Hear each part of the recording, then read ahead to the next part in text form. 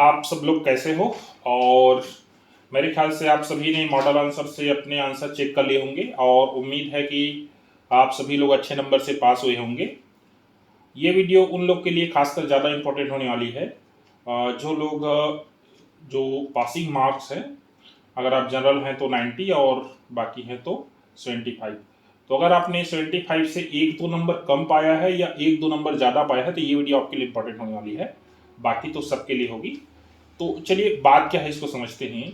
अभी जो आपका जो मॉडल आंसर ये मैंने भी निकाला था, ये मॉडल आंसर जो आया हुआ है कि नहीं।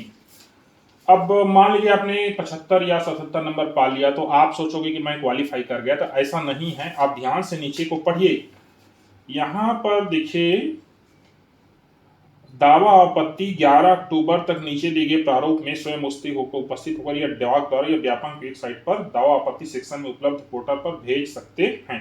तो कहने का तात्पर्य ऐसा है कि मान लीजिए आप 77 नंबर पाए हो, अब पता चला किसी ने दावा आपत्ति लगाया, आपका 2 नंबर या 3 नंबर मिस हो गया, तो आप फिर से क्या हो जाओगे, अनक्वालिफाइड हो जाओगे। या फिर ऐसा है कि आप अगर 74 या 74 नंबर या 73 नंबर पाए हो और कभी आपने दावापत्ति लगाया और 2 नंबर आपको मिल गया तो आप क्वालिफाइड हो जाओगे।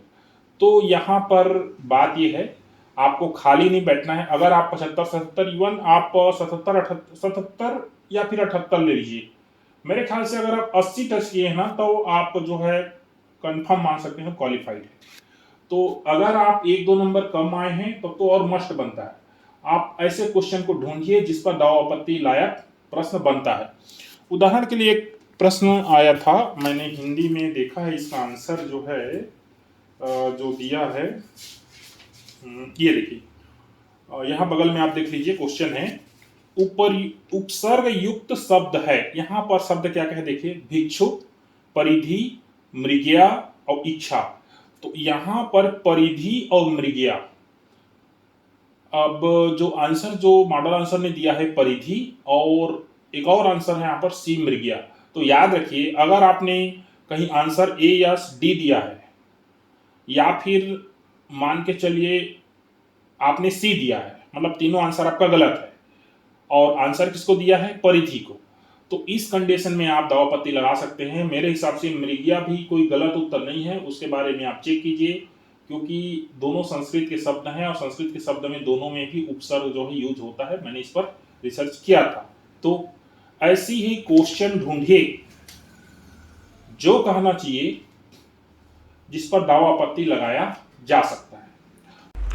एक और प्रश्न देखिए इसी टाइप से, 42 में निम्न में से बहुब्रीहि समास युक्त शब्द नहीं है। चतुरानंद और चौलड़ी तो मेरे को लगता है, बाकी सटरस और सतखंडा दोनों नहीं लगता, लेकिन आंसर सी दिया है। तो इस पर भी एक दावापत्ति बनता है। इस पर आप रिसर्च कीजिए कि सतखंडा मतलब क्या होता है। सतखंडा मतलब 7 खंड हो, जिसमें मतलब सीधी सी बात है द्विगु समास का उदाहरण बन रहा है। तो ये भी एक प्रश्न बनता है जिस पर दावापत्ति की डाली जा सकती है। इस प्रश्न को देखिए, हिंदी भाषा के विकास का सही क्रम है।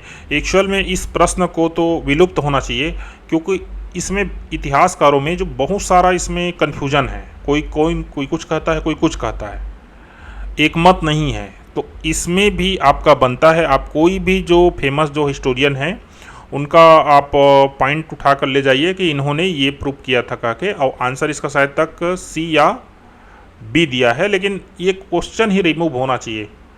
तो अगर आपका क्वेश्चन आपने जो आंसर दिया है वो गलत है, अगर ये रिमूव होता है तो आपको इसमें फ़ायदा होगा। तो ये तो हुई ऐसे लोग के लिए जो 77 या फिर 73 74 नंबर में आकर फंसे हुए हैं। अगला पॉइंट आता है, ये देखिए, ये आपके पास आपका जो OMR शीट है, ये मेरा OMR शीट है, और मैंने आपको बताया था कि मेरा नंबर 110 के आसपास इधर उधर जो है डिफर करेगा, 120 तक जा सकता है या 110 के आसपास। तो मेरे को 5 नंबर जो है वो मेरा मिस हुआ है, कहना चाहिए 105 नंबर मुझे मिले हुए हैं। तो मेरी स्ट्रेटेजी जो मैं बताया था कि मैं जो है साइंस, मैथ और हिंदी ये तीनों में स्कोर करूंगा करके, और तीनों मिलाकर मेरे को 74 नंबर मेरे को मिल गया है। बाकी जो मिले हैं मेरे को बोनस मान के चलिए, तो मेरे का टोटल नंबर बन रहा है 105 नंबर। अब देखिए, कई लोग के लिए एक कागज का टुकड़ा है, लेकिन याद रखिए ये कागज का टुकड़ा नहीं है, ये ऐसा चीज है जो बहुत ही कीमती होता है। कारण क्या है, इसमें सब चीज दर्ज है कि आप किस चीज में ज्यादा अच्छा कर रहे हैं, किस चीज में आप कमजोर हैं। तो मैंने कल 2-3 बच्चों को मैसेज भी किया था कि अपना ओएमआर शीट भेजो, मैं उसमें जो भी कमी रहेगी अब उसको मैं आपको बताऊंगा कह के। कुछ बच्चों ने मेरे को भेजा भी है मैंने, और मैं कहने का मतलब ये भी नहीं है कि मैं उसको डिस्क्लोज करूंगा नाम किसका, ऐसा नहीं है। बस ये एक शैक्षिक प्रगति के लिए है, ये मस्ट चीज है। आप इसको अगर रिसर्च करोगे ना, जितना ज्यादा आप रिसर्च करोगे उतना अच्छा आप बेटर करोगे। जैसे कि मेरा नंबर कहाँ कटा है ज्यादा करके, वो बाल विकास में। तो कारण ये है, वैसे ही मैंने जो 1 घंटा पहले पेपर छोड़ दिया था, और दूसरा चीज मैं ऑलरेडी एक जॉब में हूँ तो मेरे को उससे मतलब नहीं है, तो मेरे लिए उतना ज़्यादा इंपॉर्टेंट नहीं है। लेकिन अगर आप जॉब में नहीं हैं, आप फाइट कर रहे हैं, तो आपके लिए बहुत ही महत्वपूर्ण चीज़ है। और अगर आप चाहते हैं कि आप अपनी कमजोरी या फिर अपनी जो काबिलियत है या अपना जहाँ आप बेटर कर रहे हैं उसको आपको जानना है, तो आप ये मेरे को भेज सकते हैं। नीचे मैं अपना व्हाट्सअप नंबर दे दूंगा, आप वहाँ व्हाट्सअप कर सकते हैं। अच्छी इमेज डालिएगा और उसमें ये भी डाल दीजिएगा आपको किसमें कितने नंबर आपके कटे, और हो सकता है कि मैं उस पर आपको वीडियो बना दूं। और दूसरा चीज, हो सकता है कई लोग अगर इस एक निश्चित चीज में डाउन हो रहे हैं तो मैं कोशिश करूंगा उस चीज का मैं वीडियो बना दूं। और मेरे को उम्मीद है इस महीने के अंत तक जो है शिक्षक भर्ती का विज्ञापन जारी हो जाएगा। और अभी अगर आपने 100 नंबर के लगभग टच किया है तो मेरी तरफ से आपकी गारंटी है आप निकाल लोगे। बाकी अगर समझिए ना, क्योंकि पिछले बार जो मेरे को याद है 70-71 नंबर तक का हुआ था, मतलब कितना 70%। तो देखा जाए तो 150 में 50% कितना है, 75 है। तो 100 जो है 70% के आसपास है।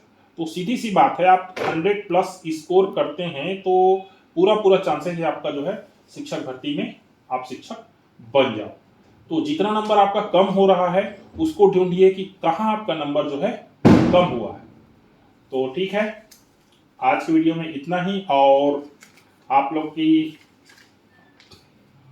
से रिक्वेस्ट है भाई, चैनल को सब्सक्राइब कीजिए। क्या है, इससे गरीब बच्चे लोग जो ऊंचे ऊंचे ट्यूशन क्लास जो है नहीं ज्वाइन कर सकते, उनके लिए ये एक कहना चाहिए बहुत अच्छा प्रयास हो सकता है, उन लोग का भला होगा। तो थैंक यू दोस्तों।